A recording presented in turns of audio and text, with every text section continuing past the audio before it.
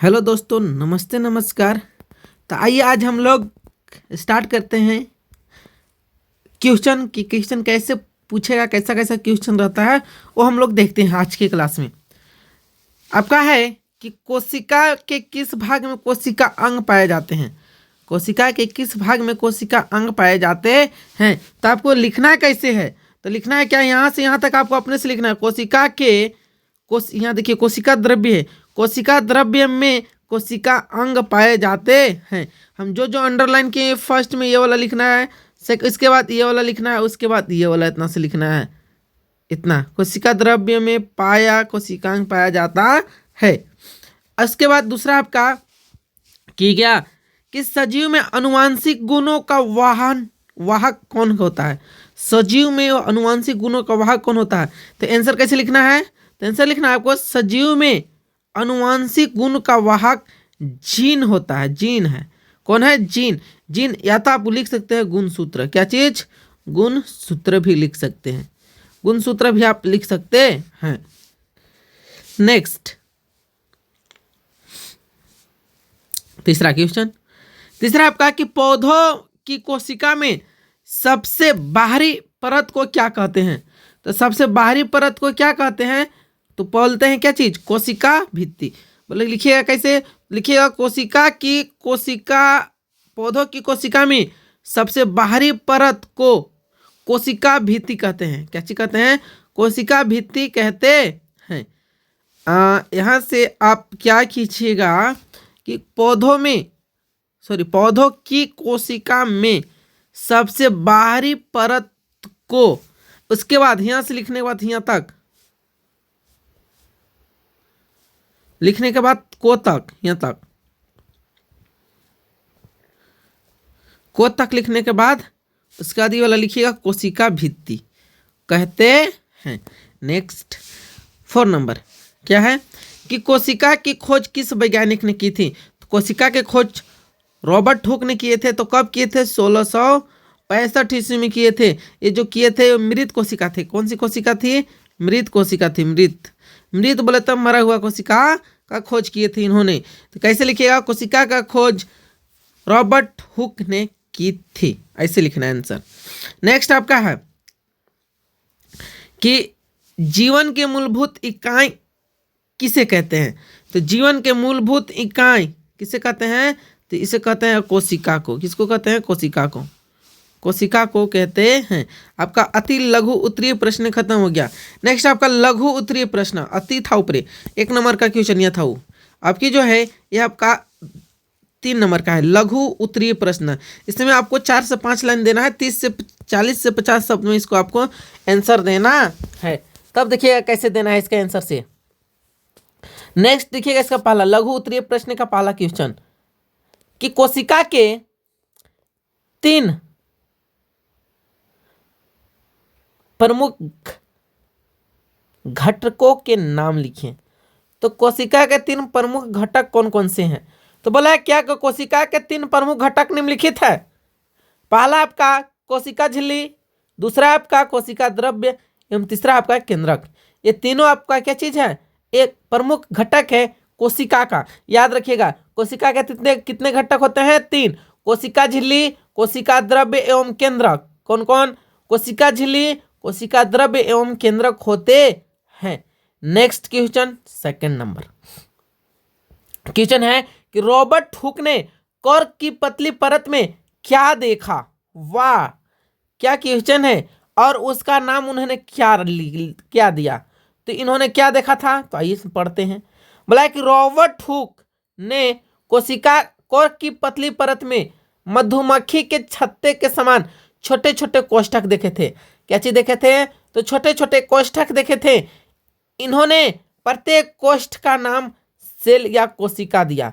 प्रत्येक को सेल जो कोष्ठ था उसको क्या चीज बोले, ये इस सेल बोले थे। कौन, रॉबर्ट हुक। रॉबर्ट हुक किसका खोज किए थे, तो इन्होंने किए थे मृत कोशिका का खोज 1665 ईस्वी में किए थे। याद रखिएगा सभी को। नेक्स्ट क्वेश्चन है 2 नंबर कि कोशिका भित्ति पौधों में ही क्यों होती है। और कि कोशिका भित्ति जो होती है, कोशिका भित्ति किसे कहते हैं सर। एक क्वेश्चन आपके मन में खटक रहा होगा कि जो कोशिका भित्ति होती है वो केवल पौधे में ही क्यों होती है? तो कोशिका भित्ति जो होती है ना, ये पौधा है, ये सपोज मान लीजिए, और इसके ऊपर जो बीच वाला जो परत होती है हार्ड वाला, जिसको आप टांगे से चाहे कुल्हाड़ी से चाहे आप उसको काटने का प्रयास करते हैं तो आप आसानी से काट नहीं पाते हैं। काटिएगा तो बहुत टाइम लगता है, जल्दी नहीं कटता, जिसको आप लोग अपने भाषा में बोल लेते हैं कि बहुत हीर है। तो हीर होता है, उसी को बोलते हैं कोशिका भित्ति, और इसी का नाम है प्लास्टिड। क्या चीज नाम है? प्लास्टिड। यही बोला है कि बताइए कि कोशिका भित्ति पौधों में ही क्यों होती है, मनुष्य में क्यों नहीं होती है, जंतु कोशिका में क्यों नहीं होती है। ये क्वेश्चन है। तो क्वेश्चन आपका कोशिका भित्ति पौधे में ही क्यों होती है, तो ये इसका आंसर जो होगा इसका इस प्रकार होगा, देखिएगा। आंसर है आपका क्या कि पौधे चल नहीं सकते, पौधे जो होते हैं वो चल नहीं सकते, इसलिए पहले आप लोग ये वाला लाइन लिख लीजिएगा, आंसर लिखिएगा तो सभी कोई जितने ही विद्यार्थीगण हैं कि कोशिका भित्ति पौधों में ही, ये नहीं लिखना है, ये इसको हम मिटा दे रहे हैं, इसको हम मिटा दे रहे हैं, भागो यहां से छोटा चोर।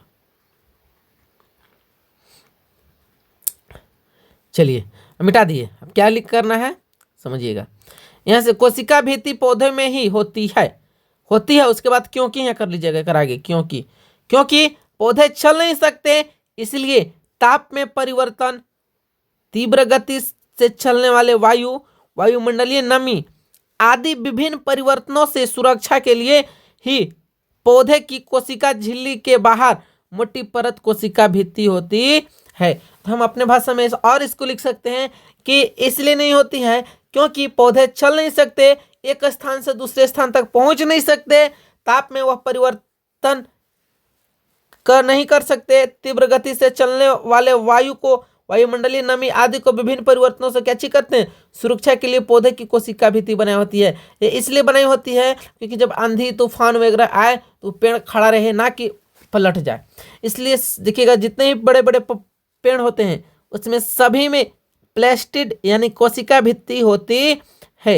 ये कोशिका भित्ति जो होती है ये सभी पेड़ पौधे में होते हैं, ना कि जंतु कोशिका में होती है, याद रखिएगा, भूलिएगा नहीं। इससे आपका ऑब्जेक्टिव क्वेश्चन भी कंप्लीट होते जा रहा है, तो आप अच्छा से देखते चलिएगा।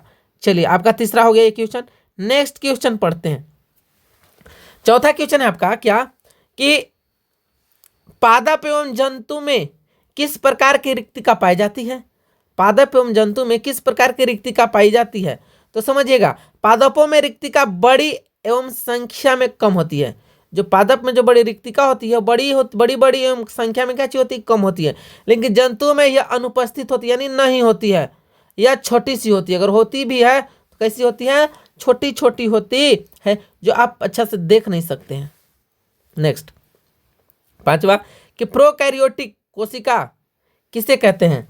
तो कोशिका जिसमें सुसंगठित केंद्र नहीं होता है, लाइक कि वह कोशिका जिसमें सुसंगठित केंद्र नहीं होता है, अर्थात केंद्र झिल्ली अनुपस्थित होती है, वह प्रोकैरियोटिक कोशिका होती है। जिसमें केंद्रक झिल्ली होती अनुपस्थित यानी नहीं होती है, उसे प्रोकैरियोटिक कोशिका कहते हैं।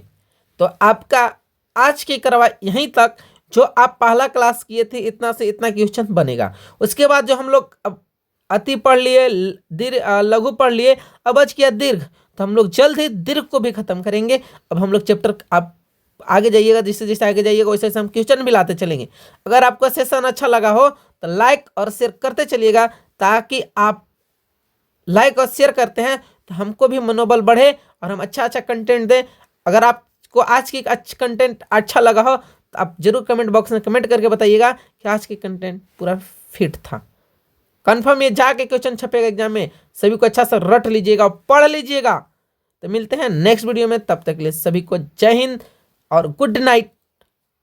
सभी अच्छा से पढ़ लिए और सोइए अब, गुड नाइट।